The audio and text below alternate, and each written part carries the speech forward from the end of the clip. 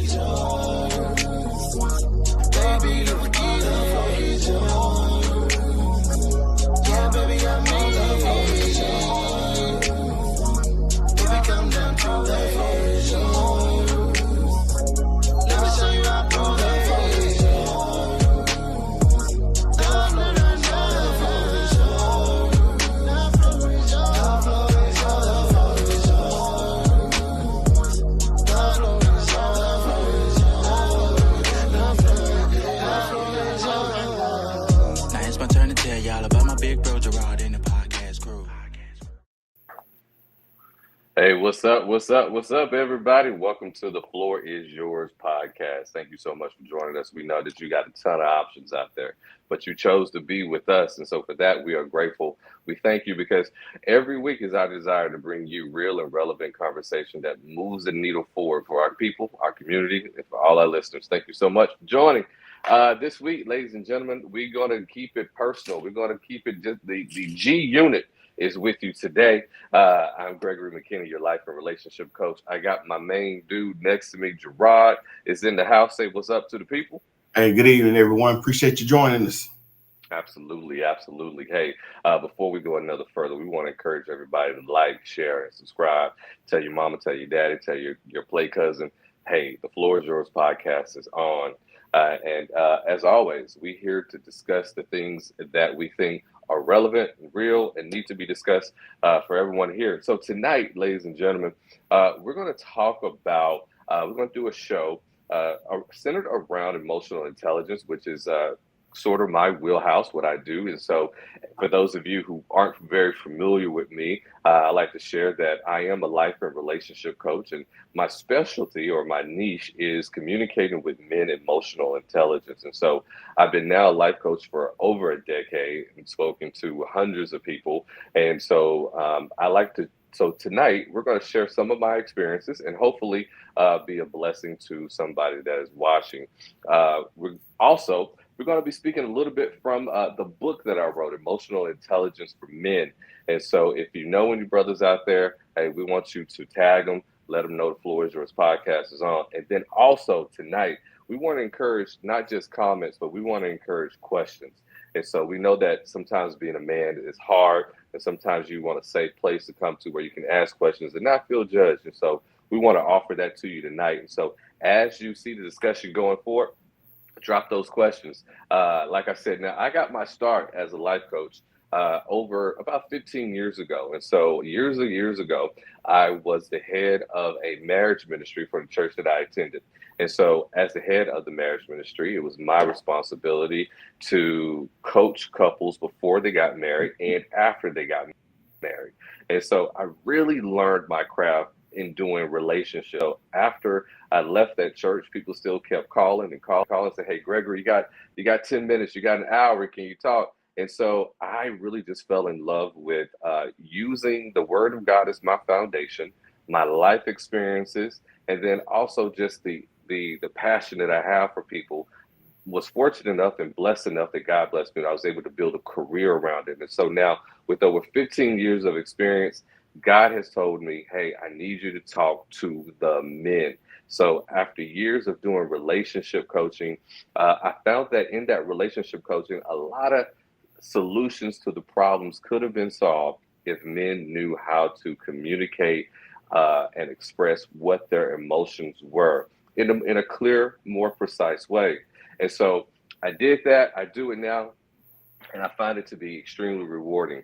And so tonight we're going to talk about emotional intelligence for men, how we can make men better husbands, fathers, and leaders for our community and for every room that they step in. So this just isn't going to be a conversation about, why things are hard for men. We're actually going to bring forth some issues, and we're going to talk about some solutions. So if you're watching, drop your comments, drop your questions, because tonight you're going to get some free coaching.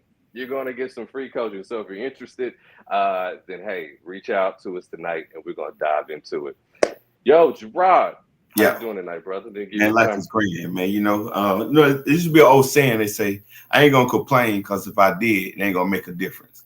I stopped saying it because it does make a difference, especially when you got the right people to vent to pour out and be transparent to. So I with like that that. being Yeah. said, man, I'm doing good. I am, I'm got some challenges in life, but it's nothing that's going to stop me. And the beautiful thing is, Gregory, I got Yeah. powerful men and women that support me, that are around me and encouraging me to be better. So I know we're going to touch on a lot of that. The title of the show is Time to Man Up, but I want to make sure that we're building a community of support around men and holding each other accountable. So I'm looking forward to this discussion. Right?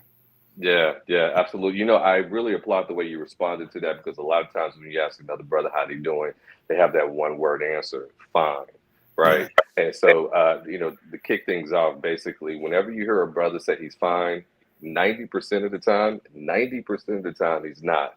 And you say, okay, now how are you really doing? Should always be the follow-up question. And you know Would you what agree? was the thing about that is, like, you're absolutely right. But it's when you're talking about the man saying that he's doing fine, he's just failing. Usually he's falling into this he's falling into this just this coin phrase, and it says, you know what, I'm fine. And and we're expected to shoulder burdens, if you will, because we are men, we're manly men, and we don't need to be overly communicative, if communicating our challenges, if you will. And I know I've been in those kind of not just intimate relationships, but circles of men as well. So man, I'm looking forward to hearing your ideas on how to handle these things. So Yeah. So I think what's most important is first, let's define emotional intelligence. And so, emotional intelligence refers to the ability to recognize, understand, and manage your own emotions. And so, as we and also so as we are managing our own emotions, it's important to understand. I'm trying to sorry, y'all. If y'all can see me, my apologies. Please hold just 1 second here.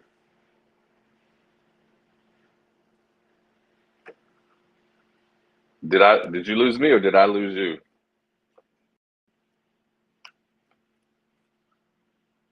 Can you hear me, Gerard?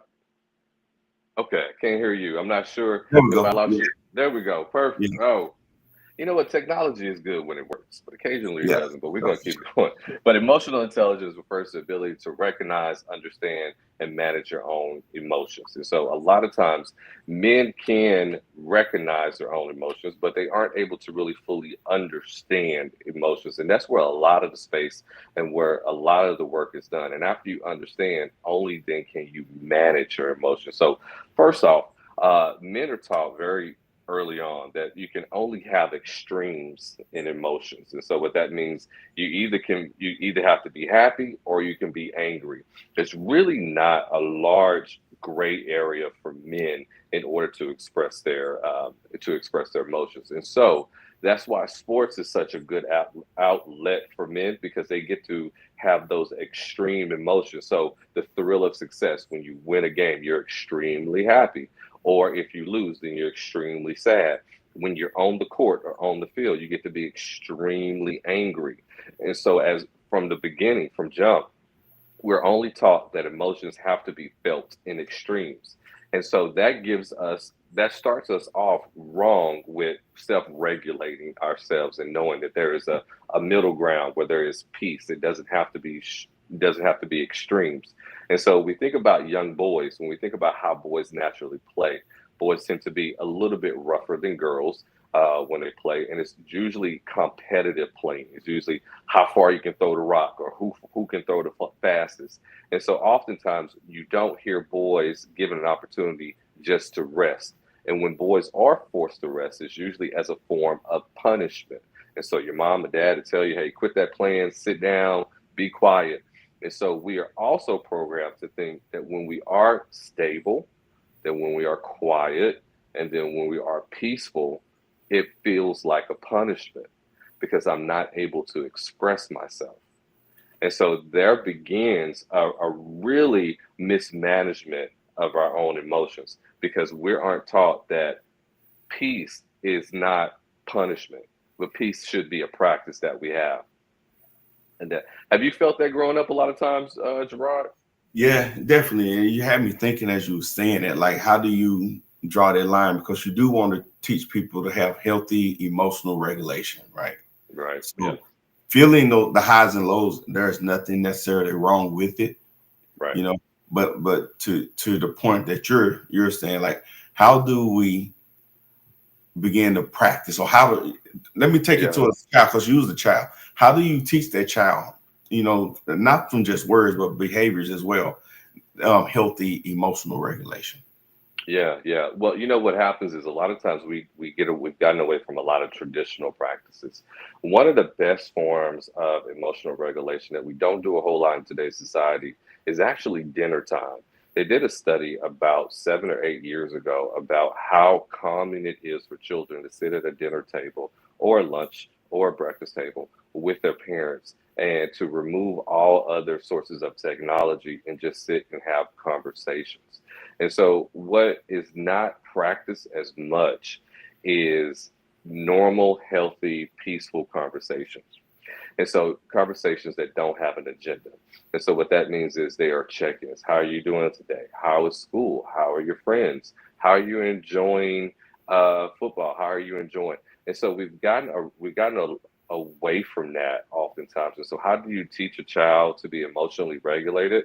Is that you have conversations that aren't agenda focused, but they are focused on understanding the child. Where are you feeling? Where is your mind at? Where are your goals? What's the next big thing you want to explore? And so we oftentimes inundate our children with uh, here's the next thing to do. Get ready for your extracurricular activity. Get ready for school. Get ready for church. And so a child that is agenda focused doesn't have the opportunity to really stay managed emotionally, which is really unfortunate. Man, We that's do that. good, man, because when I ask the question, sometimes you're Hmm. looking for this like aha moment, like this groundbreaking, breathtaking, like, Hmm. but it's something as simple as having dinner together, right? Yeah. And I know Yeah. that tradition we did. I know me and you, we grew up benefiting from that, sitting at the dinner table, especially on Hmm. Sundays, right? And I Hmm. get that, Hmm. that schedules may not allow for that as much, but those are the things you have to do is be intentional, right? So, so one of them you said is eating at the dinner table. So if you have to come up with two or three more type of things Hmm. where you can do to set that kind of atmosphere other than at the dinner table, what are some Yeah. other? There's a lot of things actually.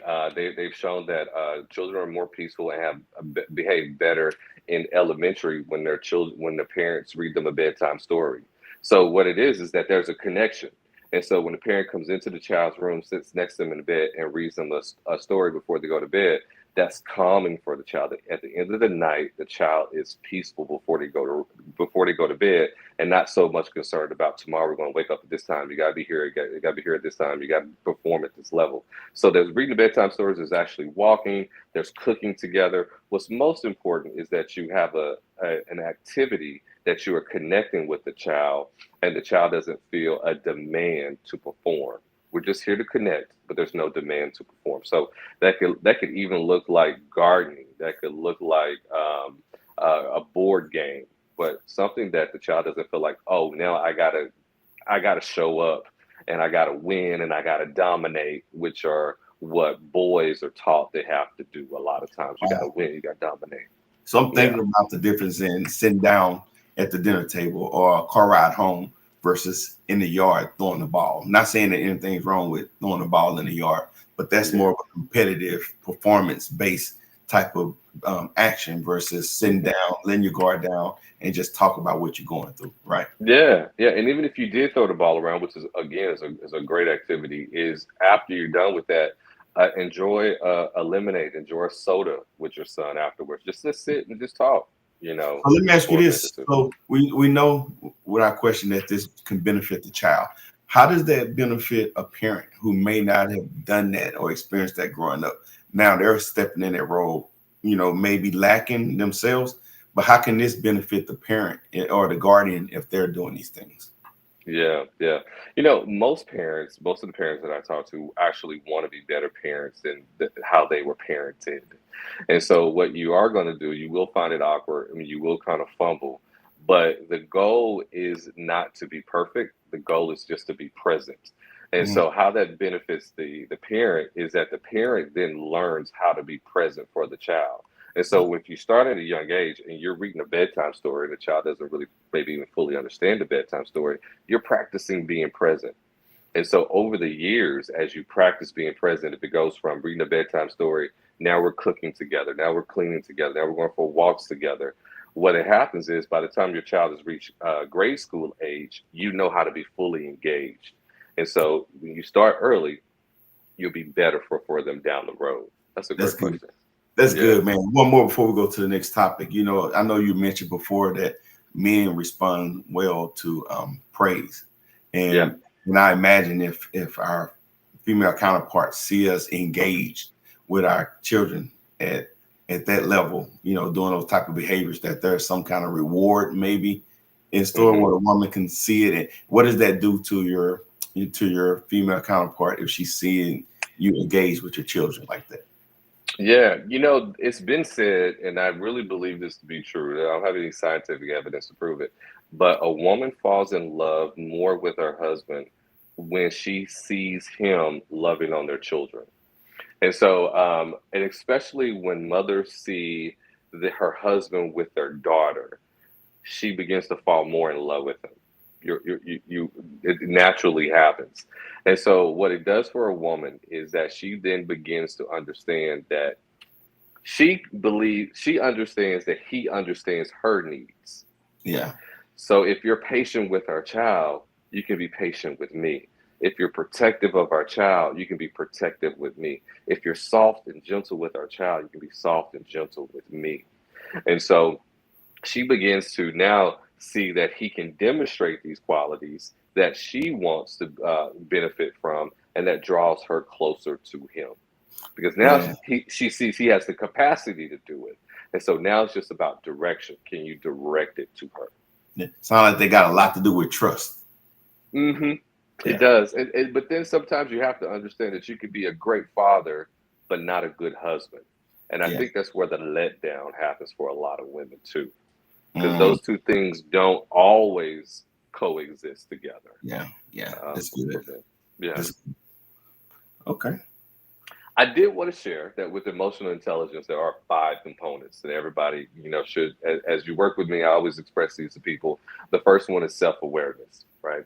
You have to be aware of your triggers, you have to be aware of your trauma.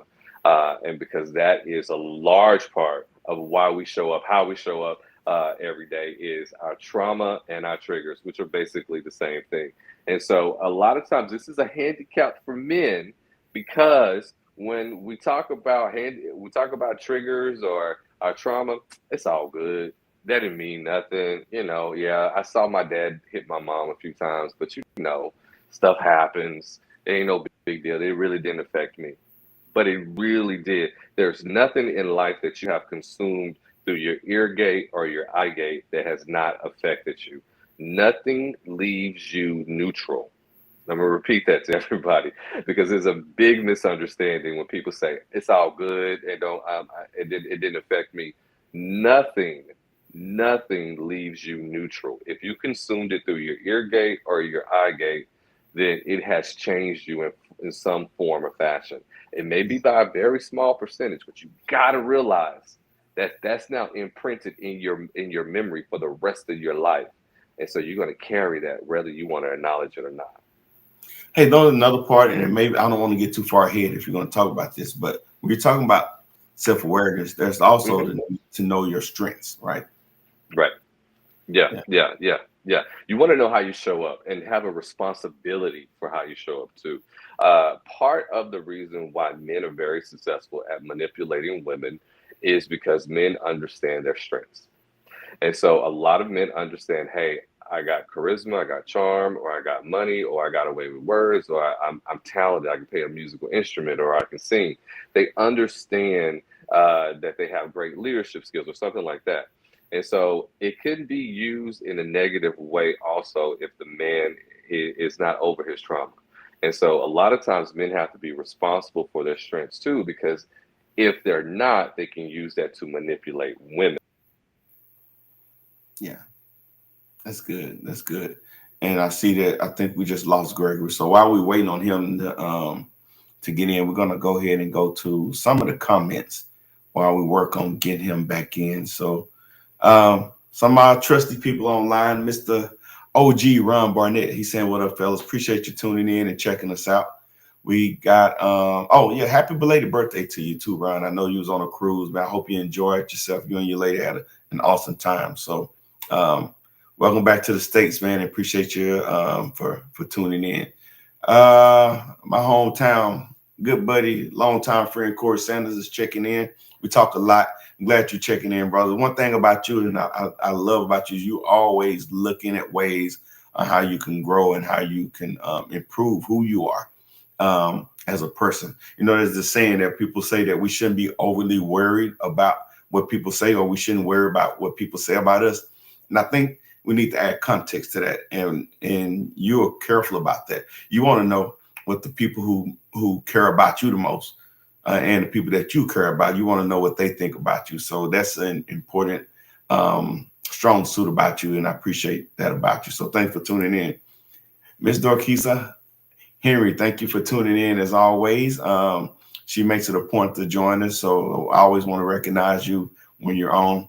And my good sister from another Mr. Asha Miles, thank you. She just let us know that she can see us. So, but while we wait on Gregory to get back in, we're just gonna run to a quick commercial break. And as soon as the commercial break is over, we'll come back to the show.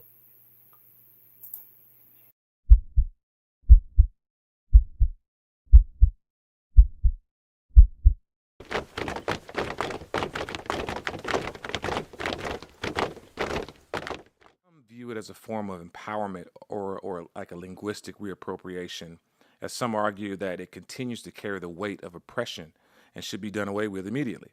How does today's music, namely rap music, play a part in the use of such a derogatory word?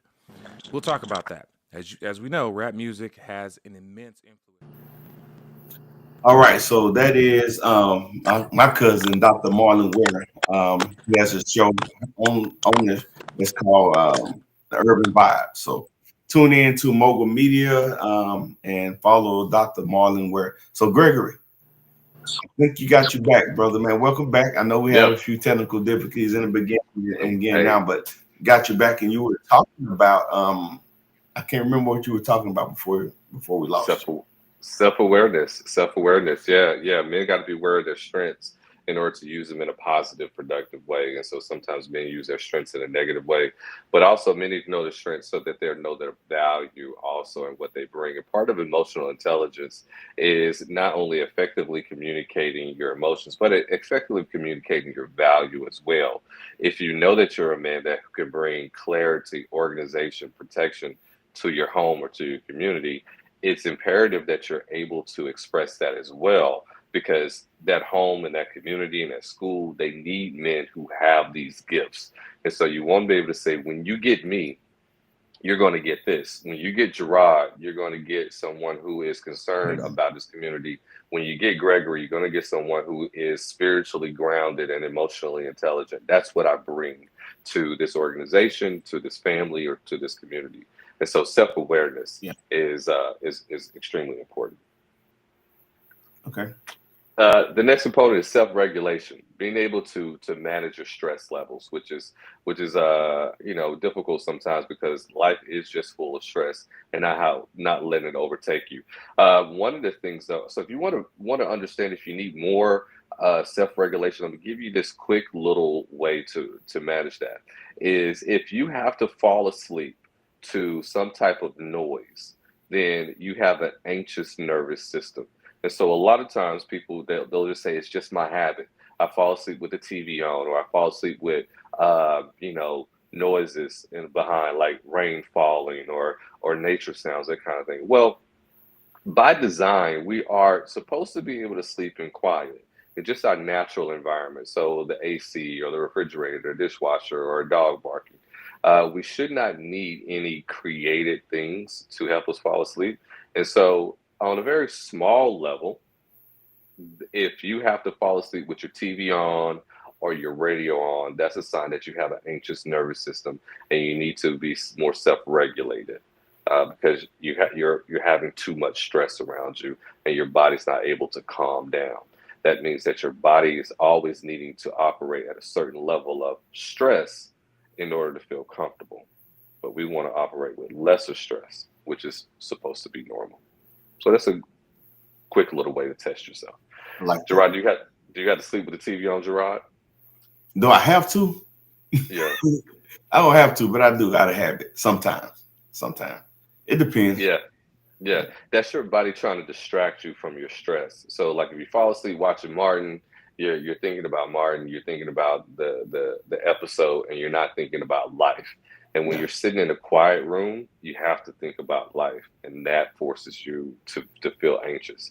And so that's a sign that you have an anxious nervous system. So, gotcha. self self-regulation. The next one is empathy, another component of emotional intelligence. Empathy is the capacity to understand and share the emotions and perceptions of others. So you're able to understand why this person feels this way, why the person felt offended that you came across or you said what you said. It's an ability to be able to say, if I was in your shoes, I would probably feel the exact same way. And so Yeah, we have to have empathy. And then, of course, there's social skills. Some people just don't have good social skills, which is really amazing to me. That is an undeveloped muscle that a lot of people have because we matriculate through school and work, but then there's some people who just aren't able to effectively communicate what they're trying to say or their desired outcome, and that's where a lot of coaching comes into play because it forces you to say, how can you have said that better? How could you have presented that yeah, better? And the old saying is true. It doesn't matter what you say, it's really how you say it. And there's a lot of exercises around that. But if you say it the wrong way, and you could even be saying a positive thing, it can be taken negatively yeah, also. Yeah. yeah, Then lastly, the final part of emotional intelligence is motivation. What makes you do the things you do and why are you acting this way? yeah, Is it more money? Is it sex? Is it drugs? Is it rock and roll? Whatever your motivation is, finding that out helps you become more emotionally intelligent because now you know where your source is coming from. And it doesn't matter if your source is positive or negative, but you need to know what your source is. yeah. That's good. That's good, man. Yeah. Uh, one of the biggest things though I hear that men are facing is, and oddly enough, you may find it surprising, Gerard, is loneliness. Is one of the biggest issues men are facing these days. Men Yeah, feel increasingly lonely everywhere they go, even at home. They can be at home, they have 15 kids, and they have a wife. Best friends live next door. They go to work, they work with 30 people every day, but men feel lonely. Gerard, any guesses why men feel lonely? Just a wild guess. why they feel lonely? Because they by themselves. I don't know, man. It sounds like a chick question. So Yeah, I ain't it kind of is. It kind of is because they don't feel understood. gonna. Yeah, yeah. And so men feel lonely because they don't feel they're not understood. The tragic thing about that is that every man pretty much is fighting the same battles. If we had a room full of 500 men, there's probably a list of five different challenges that I could list that every man is faced. It's either going to be physical, meaning his health, it's going to be financial, it's going to be family, it's going to be relational, or it's going to be career. Pretty much every man is going to fall into one of those buckets. And so every man can relate, but the tricky part is why men feel lonely is because they don't want to say, hey, you know what? I'm not doing too well in my job. I just got my second write up. I don't know how to tell my wife that it's time for me to find something else because this really ain't for me. Because she's counting on me to bring that check in every other week, right? She's counting on me to be a provider. And even though I don't like this job, I'm just going to have to stick it out. All the while, he's dying on the inside. He feels Wow. lonely because no one understands that pressure that he has. I can't quit because too many people are counting on me. Yeah. I Yeah. like the way you phrase this because usually when we talk about lonely, we're talking about, hey, I need to be in a relationship. But it's more than just needing someone next to you. It's being able to communicate whatever it is and your challenges, your feelings, emotions with somebody. That can leave you feeling lonely too, right? Yeah, absolutely. Absolutely. When we're not meant to live in silos. And so if we're left to our own devices, our thinking tends to go negative. Instead of Yeah. saying, hey, I'm single, I got an opportunity to meet women from different cultures and backgrounds, we tend to think nobody's ever going to want me. Yeah, it's good. Right. Yeah, we tend not to see the opportunities, we see the negatives. Good. That's good, man. Okay. Was that the list of, or did you have some more? So that was the number one issue that men face is loneliness. The second one is inadequacy, feeling not prepared. And so in life, we never feel quite ready for anything. You probably know this, that most people know in life, you're never really ready for anything. You just do it. You're never really ready to be a husband. You just find the right person you feel is worthy. You're never really ready to be a parent. You just know that your desire to be a parent is bigger than your fears of being a parent, but you're never really ready. And so men tend to have that feeling of I'm not prepared to do it. So that feeling of inadequacy stops them from moving forward. They don't go for the job promotion. They don't go to the gym. They don't further their education. They don't try to learn a new language or anything new in life because they said I'm not ready for it. I do that when I get ready. I go to the gym when I get ready. I start church when I get ready. I read that book when I'm ready. You're never ready. You just have to do it. Your desire has to be stronger than your fears Yeah. to do it. Yeah, That's good. which is the key element. Yeah, Yeah. I yeah. like it. But tonight's discussion, we really want to focus on some of the stereotypes around men and some of their and some of the things that hold men back from learning from emotional intelligence. And so, one of the biggest things that I see that's holding men back, and this is going to be kind of the juicy part of the conversation, is how we relate to women. And so, oftentimes, men feel already judged before I even approach a woman. She's already going to think I'm this, that, and the other. And because of that, that prevents men from either approaching women or they say, well, hey, if you think I'm a dog, I might as well act like a dog. What's in it for me? Men are walking around unhealed from relationships where they have been mistreated by women. And so they tend to take it out on the next woman that they meet. And because of that, we just have this cycle that keeps going on and on and on and on. Because hey, look, if I'm going to be what you say I am, but if I'm a dog, then I'm gonna be a dog. I might as well get my kicks because when I was loyal, true, and trustworthy to my first woman, she didn't respect it. So what makes me think other women are going to respect it, right? Well, Those grown men walking around thinking that way. There's grown men out there like that, man, and it's messed up because that's an unhealed man. That's Yeah. not a healthy man. That is a man who is still in his feelings. And what happens, unfortunately, is women will judge all of us by the worst of us. And Yeah. so they'll meet the unhealed man and think, well, that's what everybody, all men are like. But it's not true. There are a lot of healthy men out there who are already willing and able to be in healthy relationships. But because, again, the stereotype is men can't feel pain, they can't feel hurt, they can't cry, they can't process emotions, they never get healed. And so part of my job is that when you call me up, is that I help you get healed so you can be better husbands, fathers, and leaders for your community, and give you that opportunity to find a safe space, which is really unfortunate because I think that if men had more friendships, then I would be out of a job. If men really knew how to get the most out of their friendships, there wouldn't be a need for what I do. But because men sometimes feel just a bit embarrassed to go to their friends and say, "Hey, look, I'm struggling financially, or I'm struggling with my lady right now. I'm struggling with my kids. I'm struggling at the job." They walk around bruised, and you got a buddy out here who's dealing with the exact same thing all day, every day. So yeah, That's a good point, man. That's a good point. have you ever played what's that video game? Gosh, it'll come to me in a few minutes. But there's a video game out there that when I've said this before on the show, but it's one of my favorite analogies when I think about being a man and when it comes to friendships. There's a video game out there, and I can't remember the name, where one of the characters, when he's being attacked, he has a machine gun, but his machine gun runs out of ammunition, and you hear the character say, "Cover me, I'm out of ammo." Here's what a friendship should be.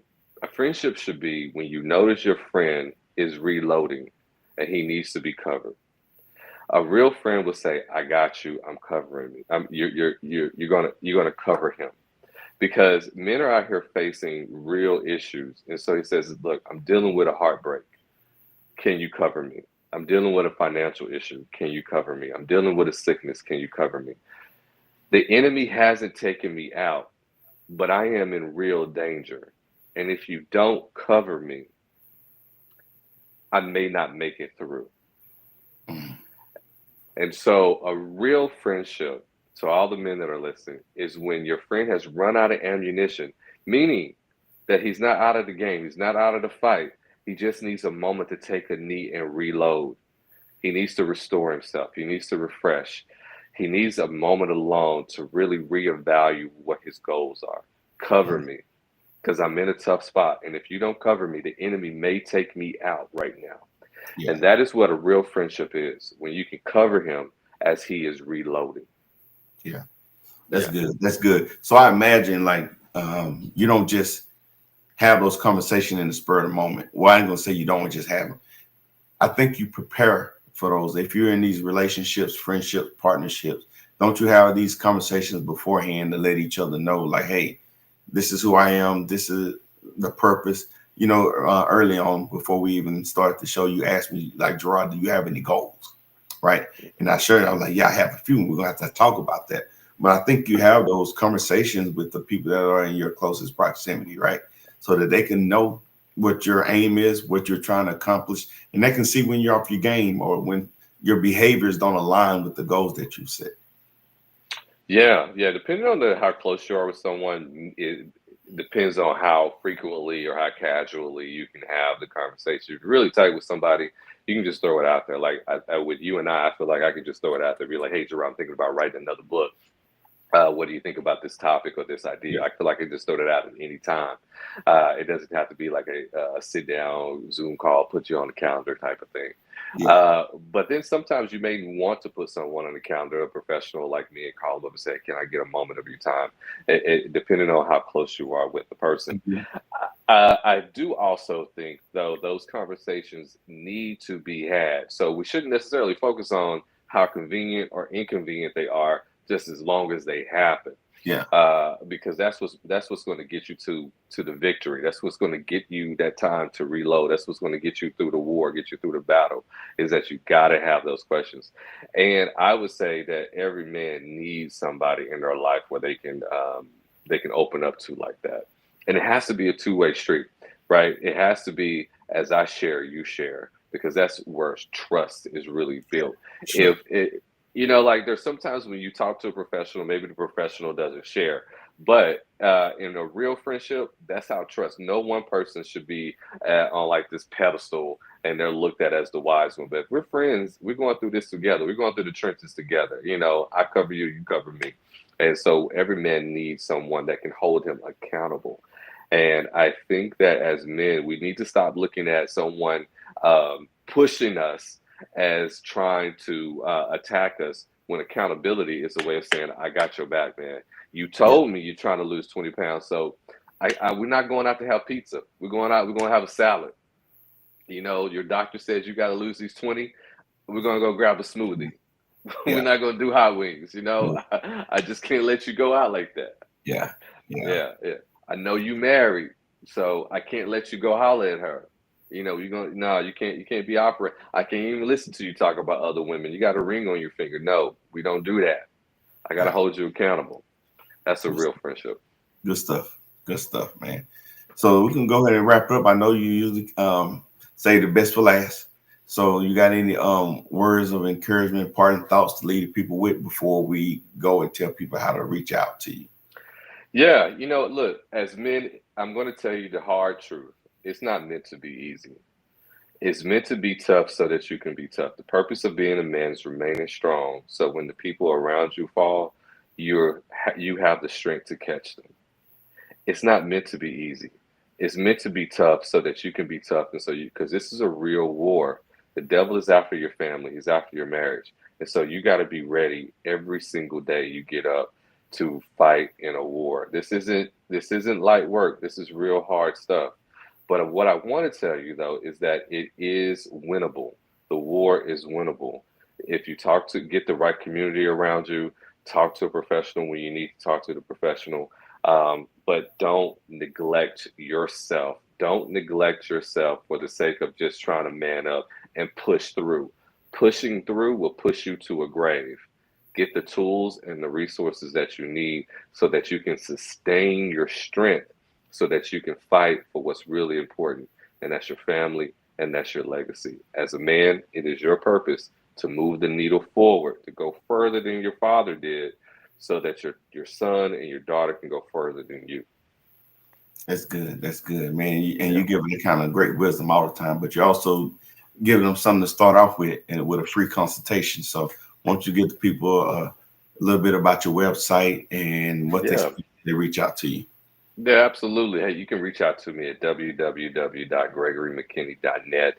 Like Gerard said, hey, the first conversation with me is a free 20-minute consultation where you get to know me, I get to know your issue, and I can tell you how I can be a benefit to you, and if this is a good working relationship. And if not, even if I feel like, hey, you know what, this isn't my lane. I don't think I can serve you well. I got a whole Rolodex of people that I can refer you to.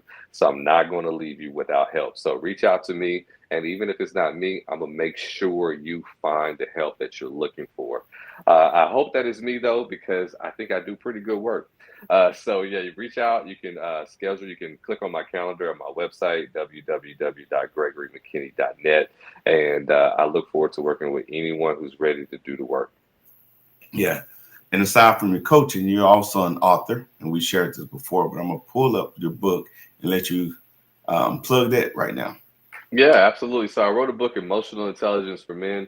And listen, I wish that when I was growing up as a young man, there was some type of blueprint, some type of roadmap, some type of textbook that says, hey, this is why you're feeling what you're feeling. This is why you're thinking what you're thinking. And this is why you're going through what you're going through. And this book does that for you. You read this book, it's a quick read, but what it actually does, it gives you a framework of why you are feeling the way that you're feeling, and why you feel the pressure that you're feeling. It's because you're in a society that, for the most part, tries to diminish the man's role. And so here with Emotional Intelligence for Men, you're able to decipher what is fictional and what is fact. And you're able to really deal with your emotions, able to really understand them. And I give you some tools within the book to make you a more effective partner, husband, father, and leader in your community. So check it out. It's on Amazon. Type in Gregory McKinney, Emotional Intelligence, and it'll pop up. I guarantee you it'll bless you. So you want to check that out.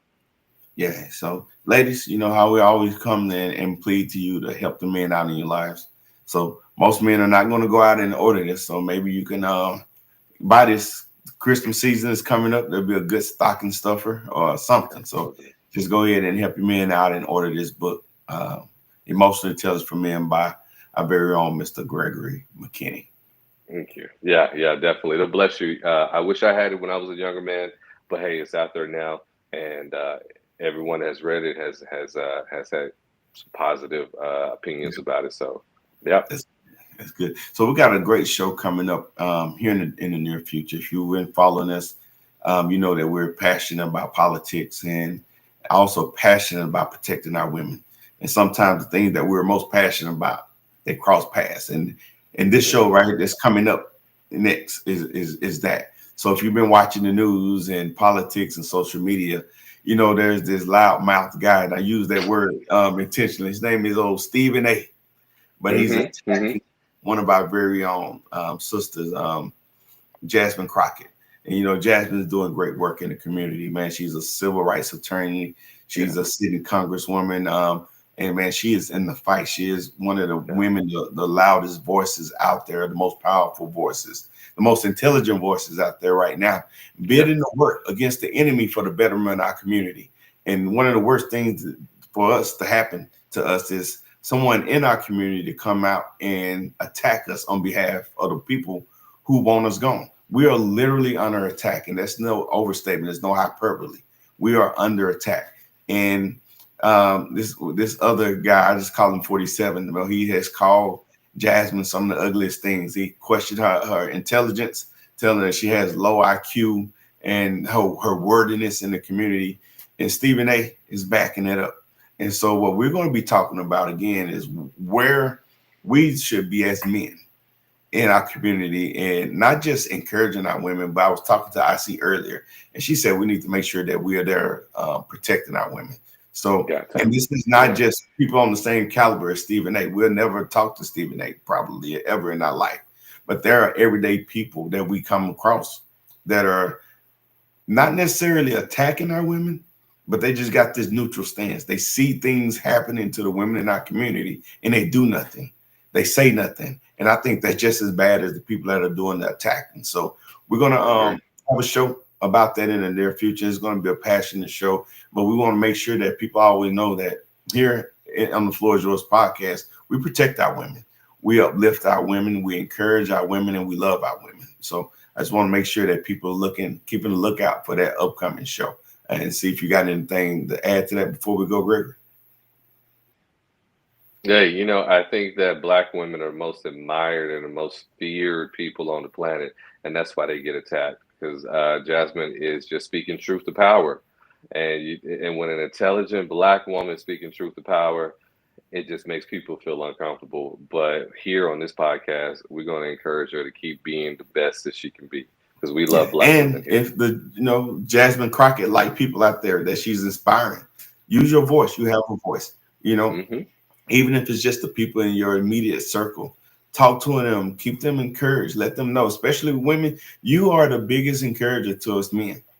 Encourage us to get in the fight, encourage us to do more, because just sitting back idly and just letting the things happen to us is kind of how we got where we are right now. So, we're not going to beat us up for what we didn't do in the past, but let's encourage ourselves, each other, to do more in the future.